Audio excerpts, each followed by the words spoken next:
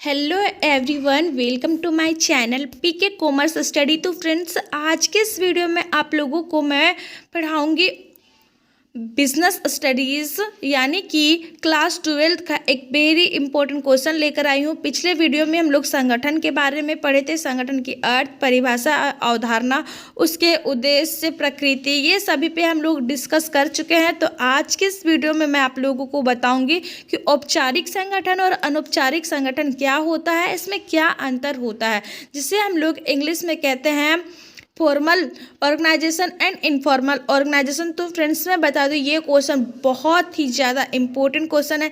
Exam में बहुत बार ये क्वेश्चन आया हुआ है, तो आप लोगों के लिए भी ये क्वेश्चन बहुत ही ज़्यादा इम्पोर्टेंट हो जाता है। तो अच्छे से ये क्वेश्चन के आंसर को समझिए, वीडियो के लास्ट तक बने रहिए और वीडियो को स्किप नहीं कीजिएगा। और पहली बार अगर हमारे इस चैनल पर विजिट किए तो सबसे पहले आप हमारे इस चैनल को लाइक करें, सब्सक्राइब करें और बेल बटन पर क्लिक करके ऑल पर क्लिक जरूर कर लें, ताकि जब भी मैं वीडियो अपलोड करूंगी फ्रेंड्स, तो इसका नोटिफिकेशन आप लोगों को मिल जाएगा। क्योंकि फ्रेंड्स, इस चैनल पर मैं हमेशा आप लोगों के लिए कॉमर्स से रिलेटेड आप लोगों का जितना भी थ्योरी सब्जेक्ट है, वे सभी के इंपॉर्टेंट क्वेश्चन के आंसर इस चैनल के माध्यम से आप लोगों को प्रोवाइड कर देती हूँ, जो कि आप लोगों के एग्जाम में बहुत ही ज़्यादा हेल्प मिलता है हमारे इस वीडियो से। तो चलिए वीडियो को मैं आगे बढ़ाती हूँ। वीडियो को आगे बढ़ाने से पहले जल्दी से आप हमारे चैनल को लाइक करें, सब्सक्राइब करें और बेल बटन पर क्लिक करके ऑल पर क्लिक कर ले फ्रेंड्स। तो चलिए सबसे पहले मैं आप लोगों को समझाती हूँ कि औपचारिक संगठन क्या होता है और अनौपचारिक संगठन क्या होता है। तो फ्रेंड्स, सबसे पहले मैं आप लोगों को बता दूं कि औपचारिक और अनौपचारिक संगठन को इंग्लिश में क्या कहते हैं। तो औपचारिक यानी कि फॉर्मल एंड अनौपचारिक यानी कि इनफॉर्मल ऑर्गेनाइजेशन, यानी किसी उद्देश्य के साथ फॉर्मल तरीके से संगठन बनाया जाता है और उसका कुछ उद्देश्य होता है। उद्देश्य तो दोनों में ही होता है, कुछ ना कुछ, इनफॉर्मल और फॉर्मल में, लेकिन एक नियमानुसार लीगल तरीके से जो किया जाता है, जैसे कि स्कूल कॉलेज में, जो बैंकों में जो भी कार्य किए जाते हैं, फॉर्मल तरीके से एक सिस्टमेटिक तरीके से संगठन बनाया जाता है और सभी को कार्यभार बांटा जाता है। तो इस तरह से जो संगठन करके काम को डिवाइड किया जाता है, तो उसे ही फॉर्मल संगठन कहा जाता है। और जो इनफॉर्मल संगठन होता है यानी कि इनफॉर्मल ऑर्गेनाइजेशन होता है, उसमें इस तरह से कोई नियमानुसार नहीं किया जाता, वो पारस्परिक सामाजिक तरीके से जैसे जैसे मन करता है उसके अकॉर्डिंग करता है। तो चलिए हम लोग समझते हैं अब शाब्दिक अर्थ क्या होता है। तो फर्स्ट में आता है उत्पत्ति, यानी कि औपचारिक संगठन जो होता है, यानी कि फॉर्मल ऑर्गेनाइजेशन का उत्पत्ति कैसे हुआ है। इसकी उत्पत्ति अधिकारों के प्रत्यायोजन द्वारा होती है, जबकि जो अनौपचारिक संगठन है, इनफॉर्मल ऑर्गेनाइजेशन जो है, इसकी उत्पत्ति स्वतः पारस्परिक सामाजिक संबंधों के कारण होता है। यानी कि फ्रेंड्स, जैसे कि आप गाँवों में देख लीजिए, अगर कोई संगठन करना है, लोगों को इकट्ठा करना है कोई, तो सामाजिक पर्पस होता है कोई, कि आज लोगों का कोई मीटिंग रखा गया गांव में, तो लोगों को एक बार बोल दिया जाता है तो स्वतः ऑटोमेटिक अपने आप सभी लोग एक जगह जमा हो जाते हैं किसी उद्देश्य को लेकर। तो इसे इनफॉर्मल संगठन कहते हैं। नेक्स्ट आता है उद्देश्य।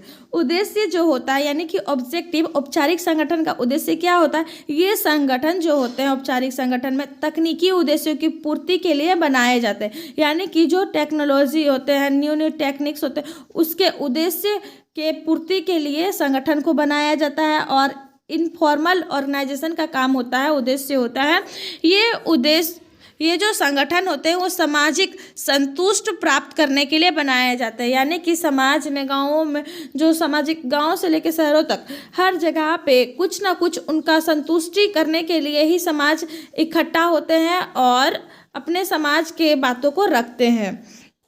नेक्स्ट आता है 3 नंबर पॉइंट में सदस्यों के संबंध। सदस्यों में संबंध यानी कि रिलेशनशिप किस टाइप के होते हैं। इसके सदस्यों में अव्यक्तिगत संबंध होता है, जबकि अनौपचारिक संगठन जो होता है, इसके सदस्यों में व्यक्तिगत संबंध होते हैं। इसका आकार कैसा होता है, जो संगठन होता है फ्रेंड्स औपचारिक संगठन, उसमें औपचारिक संगठनों का आकार बहुत बड़ा हो सकता है। यानी कि जो औपचारिक संगठन होता है, फॉर्मल तरीके से बहुत सारे लोग एक दूसरे से जुड़े होते हैं। जैसे कि आप एक नेटवर्क मार्केट मार्केट का भी एग्जाम्पल ले सकते हैं, उसमें भी लोग इस तरह से जुड़े हुए होते हैं कि उसका एक बहुत ही बड़ा भाग बन जाता है, यानी बहुत बड़ा पार्ट बन जाता है। जैसे कि आप जियो सिम का ही एग्जाम्पल ले सके तो अंबानी ने एक संगठन बनाया, जैसे कि संगठन के माध्यम से ही पूरे लोगों को, पूरे विश्व को जोड़ के रखे, यानी कि एक फॉर्मल तरीके से ये संगठन बनाया गया है। ऐसे संगठन देखिए, इनफॉर्मल जो होता है वो छोटा रहता है, ज़्यादा बड़ा नहीं हो पाता है, क्योंकि सामाजिक तरीके से किया जाता है। ज़्यादा से ज़्यादा 100-200 लोग ही इसमें जुड़ पाते हैं। ऐसे संगठन का आकार प्रायः छोटा ही रहता है। अब आगे हम लोग जानते हैं 5 नंबर पॉइंट में।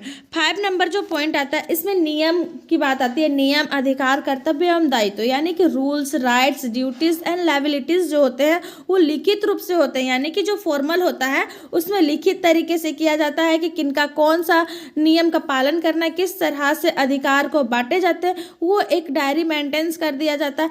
जबकि जो अनौपचारिक संगठन होता है इसमें कोई लिखित रूप से कुछ भी नहीं होता है, तो इसे ही इनफॉर्मल कहा जाता है, यानी कि कोई इसका ठोस उद्देश्य नहीं होता है। नेक्स्ट आता है सत्ता का प्रवाह, यानी फ्लो ऑफ अथॉरिटी। इसमें सत्ता का प्रवाह ऊपर से नीचे की ओर चलता रहता है, जबकि जो अनौपचारिक संगठन होता है इसमें सत्ता का प्रवाह या दो नीचे ऊपर की ओर अथवा समतल रूप से चलता रहता है, यानी कि हमेशा नीचे ऊपर होते रहता है, जबकि यहाँ पे सभी का प्रवाह किया जाता है। अब आता है स्टेबिलिटी। 7 नंबर पॉइंट में आता है अस्थायित्व। अस्थायित्व जो होता है ये संगठन अधिक अस्थायी एवं दीर्घकालीन के लिए होते हैं, यानी कि जो फॉर्मल तरीके से किया जाता है उसका संगठन बहुत दूर तक चलता है, बहुत लंबे समय के लिए हमेशा बना रहता है। लेकिन जो अनौपचारिक संगठन होता है फ्रेंड्स वो ज़्यादा समय के लिए नहीं तो बहुत ही कम समय के लिए होता है, क्योंकि ये लिखित तरीके से, लीगल तरीके से नहीं किया जाता है। गाँवों में लोग इकट्ठा हो जाते हैं किसी उद्देश्य के लिए और तुरंत क्षेत्र वित्र भी हो जाते हैं, यानी कि उनका कोई एक ठोस उद्देश्य नहीं होता है, बस किसी इमरजेंसी के लिए संगठन बनाते हैं, यानी कि बहुत ही कम समय के लिए।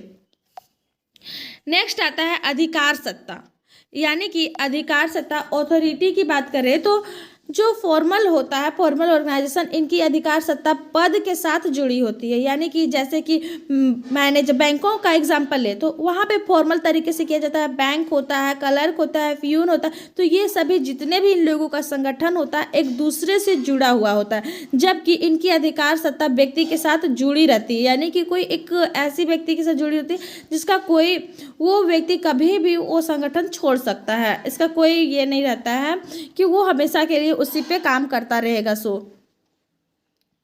नेक्स्ट आता है एस्टैब्लिशमेंट, यानी कि स्थापना जो किया जाता है वो किस तरीके से किया जाता है फॉर्मल एंड इनफॉर्मल में। तो फॉर्मल जो होता है औपचारिक संगठन की स्थापना योजनाबद्ध तरीके से किया जाता है, यानी कि एक प्लानिंग के अकॉर्डिंग फॉर्मल ऑर्गेनाइजेशन को एस्टैब्लिश किया जाता है, जबकि अनौपचारिक संगठन की स्थापना नहीं की जाती है, यानी कि यहाँ पे कोई स्थापना नहीं किया जाता, कोई उसका संगठन नहीं वैसा स्थापित किया जाता है जो कि ये कह सके कि ये लंबे समय तक काम कर सकता है, ये संगठन लंबे समय तक टिक सकता है। तो अनौपचारिक संगठन की स्थापना नहीं की जाती, अपितु स्वाभाविक रूप से वो स्वतः ही स्थापित हो जाते हैं।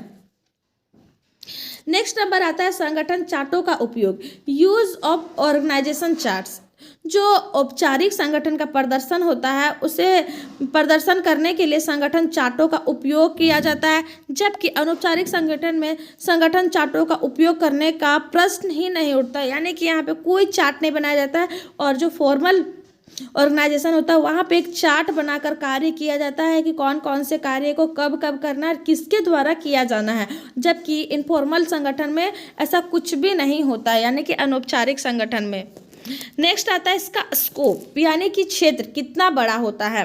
तो अनौपचारिक संगठन जो फॉर्मल होता है फ्रेंड्स उसका क्षेत्र बहुत ही बड़ा होता है, यानी कि बहुत ही दूर तक फैला होता है संगठन, दूर दूर तक, देश विदेशों तक भी संगठन जुड़ा रहता है एक दूसरे से, जबकि अनौपचारिक संगठन का क्षेत्र अपेक्षाकृत संकुचित होता है, बहुत ही छोटे मात्रा में होता है। तो उम्मीद है आप लोग बहुत ही अच्छे से समझे संगठन, औपचारिक संगठन और अनौपचारिक संगठन के अंतर। अगर आप लोग के एग्जाम में आएगा तो आप लोग अच्छे से आंसर दीजिएगा फ्रेंड्स। तो आज के लिए इतना ही, थैंक यू।